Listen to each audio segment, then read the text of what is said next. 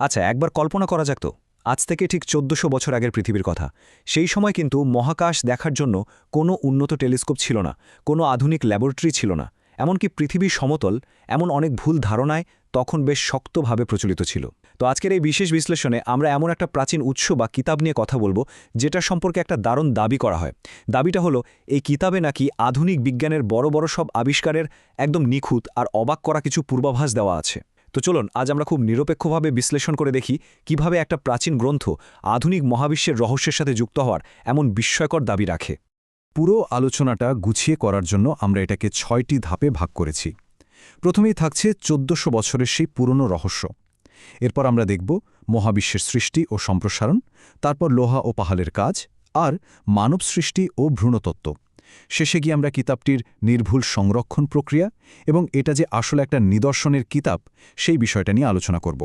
তো চলুন শুরু করা যাক আমাদের প্রথম পর্ব, ১৪০০ বছরের পুরনো রহস্য। এখানে দুটি আলাদা সময়ের চিত্র পাশাপাশি রাখলে একটা বিশাল প্রযুক্তিগত শূন্যতা কিন্তু খুব সহজেই চোখে পড়ে। একদিকে সেই ৭ম শতাব্দী, ভাবা যায় তখন দূরবীন বা কোনো উন্নত যন্ত্রপাতির কোনো অস্তিত্বই ছিল না। আর অন্যদিকে আজকের আধুনিক বিজ্ঞান, যেখানে আমাদের আছে বিশাল সব মানবমন্দির, ভূতত্ত্ববিদ্যা কিংবা ভ্রূণতত্ত্বের মতো একদম অত্যাধুনিক চিকিৎসা বিজ্ঞান। আমাদের আজকের উৎসের মূল দাবিটাই হচ্ছে, এত বিশাল একটা প্রযুক্তিগত গ্যাপ থাকার পরও সেই প্রাচীন কিতাবটিতে এমন কিছু কথা বলা আছে যা আজকের এই আধুনিক আবিষ্কারগুলোর সাথে রীতিমতো হুবহু মিলে যায়। ব্যাপারটা আরেকটু ভালোভাবে বোঝার জন্য চলে যাচ্ছি দ্বিতীয় পর্বে, মহাবিশ্বের সৃষ্টি ও সম্প্রসারণ। এখানে উৎস থেকে সূরা আম্বিয়ার ৩০ নম্বর আয়াতটি তুলে ধরা হয়েছে।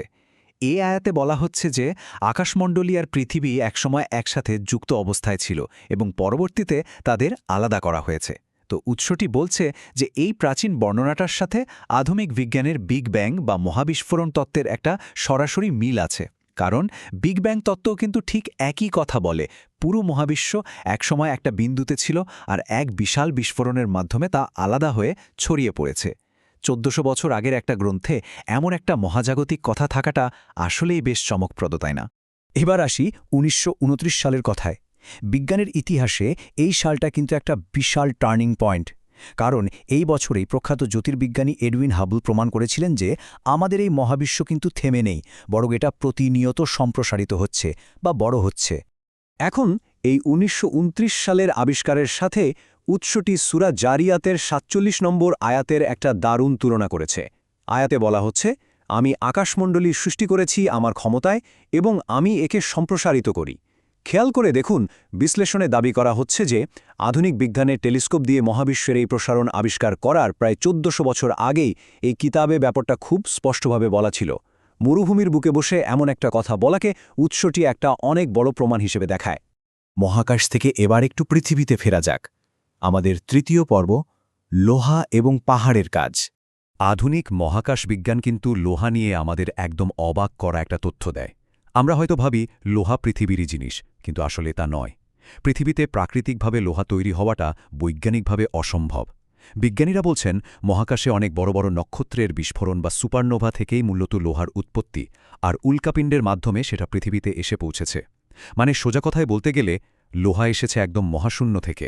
ঠিক এই বৈজ্ঞানিক তথ্যটার ওপর ভিত্তি করেই উৎসটি সূরা হাদিদের ২৫ নম্বর আয়াতের দিকে আমাদের দৃষ্টি আকর্ষণ করছে। আয়াতে বলা হয়েছে, আমি লোহা পাঠিয়েছি।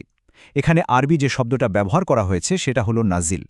বিশ্লেষকদের মতে পৃথিবীর নিজস্ব কোনো উপাদান বোঝাতে সাধারণত এই শব্দটা ব্যবহার করা হয় না, বরং লোহা যে আসলেই মহাকাশ থেকে পৃথিবীতে প্রেরিত একটা জিনিস, সেই ধারণার সাথে এই নির্দিষ্ট শব্দচয়নটা আধুনিক বিজ্ঞানের সাথে একেবারে খাপে খাপে মিলে যায়। ভূতত্ত্বের আরেকটা দারুণ উদাহরণ দেয়া যাক। এখানে একটা আরবি শব্দ আছে, আওতাদ, যার মানে হলো পেরেক বা খুঁটি। সাধারণত ভারসাম্য ধরে রাখতে বা কাঁপুনি ঠেকাতে এটা ব্যবহার করা হয়। মজার ব্যাপার হলো, কিতাবটিতে পাহাড়গুলোকে এই আওতাদ হিসেবে বর্ণনা করা হয়েছে। উৎসটি একে আধুনিক ভূতত্ত্বের সাথে মিলিয়ে দেখিয়ে বলছে যে পাহাড়ের মূল অংশ কিন্তু মাটির অনেক গভীরে, ঠিক খুঁটির মতোই পোতা থাকে। আর এটাই পৃথিবীর ভূত্বককে স্থিতিশীল রাখতে আর বেশি মাত্রায় কাঁপুনি থেকে রক্ষা করতে সাহায্য করে। এবার আমরা একদম মাইক্রো লেভেলে যাব, আমাদের চতুর্থ পর্ব, মানব সৃষ্টি ও ভ্রূণতত্ত্ব। এই ছকটা দেখলে আমরা বুঝতে পারব উৎসটি আসলে কি বোঝাতে চাইছে। এখানে কিতাবে উল্লেখ করা কিছু আরবি শব্দের সাথে আধুনিক ভ্রূণতত্ত্বের ধাপগুলো মেলানো হয়েছে। যেমন আলাকা শব্দটার অর্থ হল জোকের মতো বা ঝুলে থাকা কিছু, আধুনিক বিজ্ঞানে মায়ের জরায়ুতে ভ্রূণের প্রাথমিক সংযুক্তির ধাপটা কিন্তু ঠিক এমনই।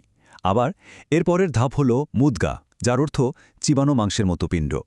অবাক করার ব্যাপার হলো আধুনিক বিজ্ঞানের সোমাইট ধাপে ভ্রূণকে দেখতে ঠিক দাঁতে চিবানো মাংসের মতোই লাগে। কোনো মাইক্রোস্কোপ ছাড়া ভ্রূণ বিকাশের এমন বর্ণনা উৎসটির অন্যতম প্রধান একটা দাবি। এর পাশাপাশি উৎসটি আমাদের বলছে যে মানবদেহের ফিঙ্গারপ্রিন্ট বা আঙুলের ছাপ যে একদম ইউনিক, তার সূক্ষ্ম ইঙ্গিত নাকি এখানে আছে। আমরা সবাই জানি প্রতিটি মানুষের আঙুলের ছাপ সম্পূর্ণ আলাদা। মানুষের প্রতিটি আঙুলের প্রান্ত যে অত্যন্ত নিখুঁতভাবে পুনরায় তৈরি করা সম্ভব, প্রাচীন এই কিতাবে এমন একটা কথার উল্লেখ থাকাটা আসলে সেকালের তুলনায় অনেক বেশি অগ্রসর একটা চিন্তাভাবনা। বিজ্ঞানের কথা তো অনেক হলো, এবার ইতিহাসের পাতা থেকে একটু ঘুরে আসা যাক।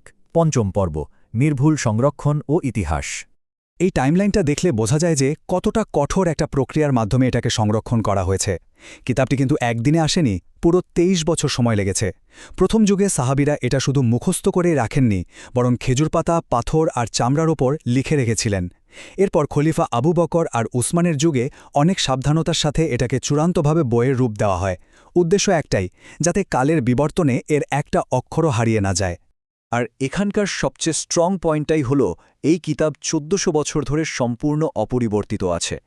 উৎসটি খুব জোর দিয়ে বলে যে এর মধ্যে কোনো পরিবর্তন না আসা এবং এর ভেতরের যে কঠোর ভাষাগত আর গাণিতিক ভারসাম্য, সেটা নিজেই নাকি এক বিশাল মিরাকল বা অলৌকিক ব্যাপার। এত শতাব্দী পেরিয়ে গেলেও এর এই নিখুঁত স্থায়িত্ব একে সত্যিই অনন্য করে তুলেছে। আমরা চলে এসেছি আমাদের একদম শেষ ধাপে, ষষ্ঠ পর্ব, নিদর্শনের কিতাব। এখানে একটা খুব সুন্দর দার্শনিক পার্থক্য দেখানো হয়েছে। উৎসটি কিন্তু পরিষ্কারভাবে একটা কথা বলে, এই প্রাচীন কিতাবটি কোনো ফিজিক্স বা বায়োলজি টেক্সটবুক নয়, বরং এটা হলো নিদর্শন বা সাইনের কিতাব। এর মূল উদ্দেশ্যই হলো মানুষকে তার চারপাশের প্রকৃতি আর এই বিশাল বিশ্বজগৎ নিয়ে গভীরভাবে চিন্তা করতে শেখানো। আর আধুনিক বিজ্ঞানের আবিষ্কারগুলো যেন শুধু সেই নিদর্শনগুলোর সত্যতাকেই একে একে সামনে নিয়ে আসছে। যা আমাদের একদম শেষের এই বিশাল প্রশ্নটার মুখোমুখি দাঁড় করায়, তাহলে কি এই বাণী স্বয়ং স্রষ্টার? এতক্ষণ মহাকাশ, ভ্রূণতত্ত্ব বা ভূতত্ত্বের সাথে আমরা যে অবাক করা মিলগুলো দেখলাম আর এর সংরক্ষণের যে ইতিহাস জানলাম, তার উপর ভিত্তি করে উৎসটি সবাইকে একটু গভীরভাবে ভাবতে বলছে। এই প্রাচীন কিন্তু নিখুঁত জ্ঞানের আসল সোর্স আসলে কোথায়? এটা এমন একটা রহস্য যা যুগ যুগ ধরে মানুষকে ভাবিয়ে আসছে। এই প্রশ্নটা আমাদের সবার ভাবনার জন্যই রেখে গেলাম। আজকের মতো আমাদের এই ব্যাখ্যামূলক আলোচনা এখানেই শেষ করছি। এতক্ষণ সাথে থাকার জন্য সবাইকে অসংখ্য ধন্যবাদ।